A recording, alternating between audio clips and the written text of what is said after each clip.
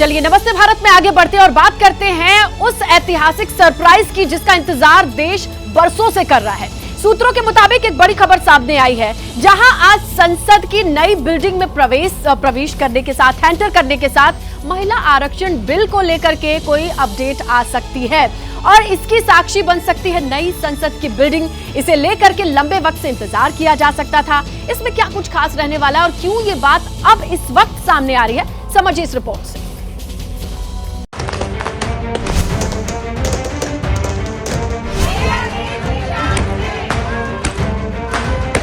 ये जश्न है आधी आबादी को मिलने वाले हक का। ये खुशी है केंद्रीय कैबिनेट से मिले महिला आरक्षण को मंजूरी की। ये जश्न है मोदी सरकार के उस सरप्राइज का जिसकी उम्मीद विशेष सत्र से पहले की जा रही थी। तमाम कयासों को दरकिनार करते हुए केंद्रीय कैबिनेट ने आखिरकार महिला आरक्षण बिल को मंजूरी दे दी। सूत्रों के मुताबिक महिला आरक्षण बिल को लोकसभा में पेश किया जाएगा। केंद्रीय कैबिनेट ने 33% महिला आरक्षण बिल को मंजूरी दे दी है।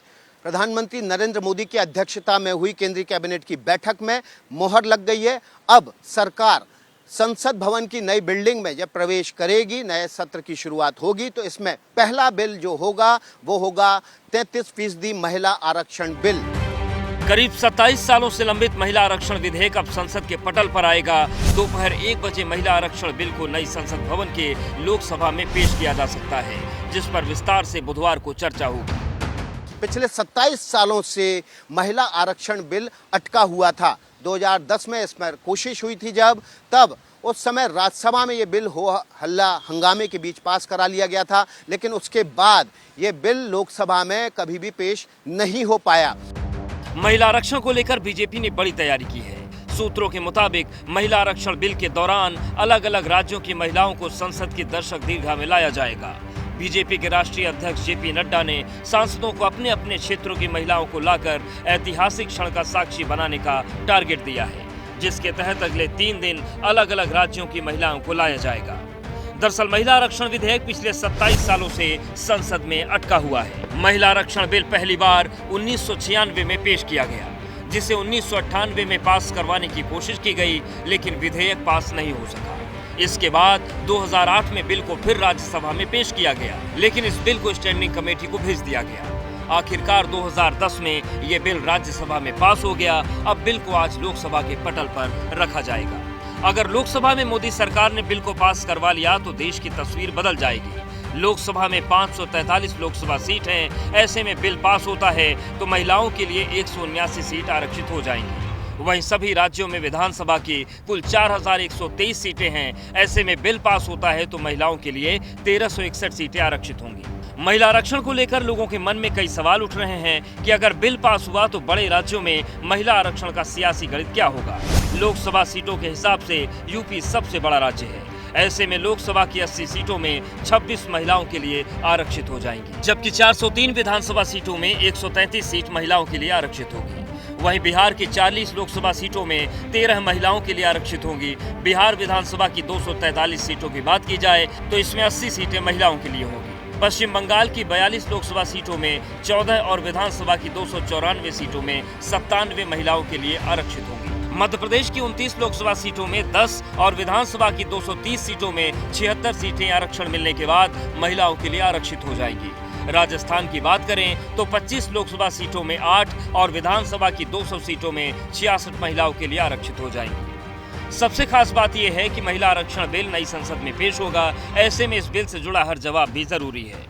लोकसभा विधानसभा में महिलाओं को 33% आरक्षण का प्रावधान है। बिल को 27 साल से संसद में पास कराने की कोशिश की जा रही है। 9 मार्च 2010 को राज्यसभा में बिल पास हो चुका है। इस बिल का आरजेडी और एसपी ने उस वक्त विरोध किया था। बिल का विरोध आरक्षण में आरक्षण को लेकर जताया गया था, लेकिन अब हालात बदल चुके हैं। लेकिन फिर भी इस पर सियासत जारी है। एक तरफ मोदी सरकार और उसके सहयोगी दलों ने इस फैसले को ऐतिहासिक बताया, तो उद्धव ठाकरे गुट की राज्यसभा सांसद प्रियंका चतुर्वेदी ने केंद्र को नसीहतें डाली।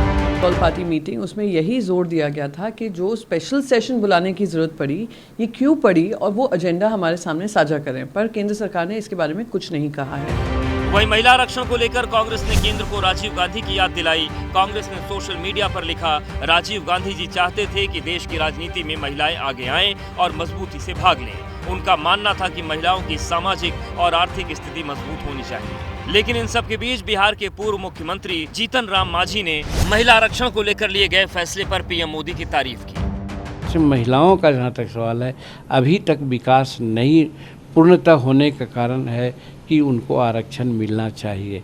और ये ठीक है कि आरक्षण में आरक्षण की भी बात आती है, इसको देख लेना चाहिए और आरक्षण बिल लाया जाता है, संसद में पास किया जाता है। तो ये नरेंद्र मोदी जी के लिए मैं बहुत बहुत आभार व्यक्त करता हूँ।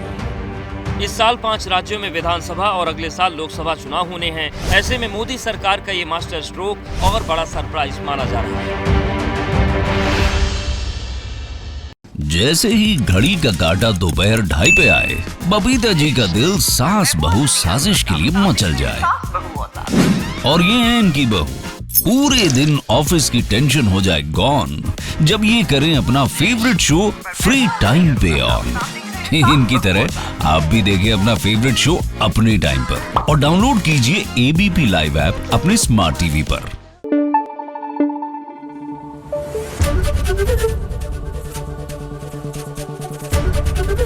एबीपी न्यूज आपको रखे आगे।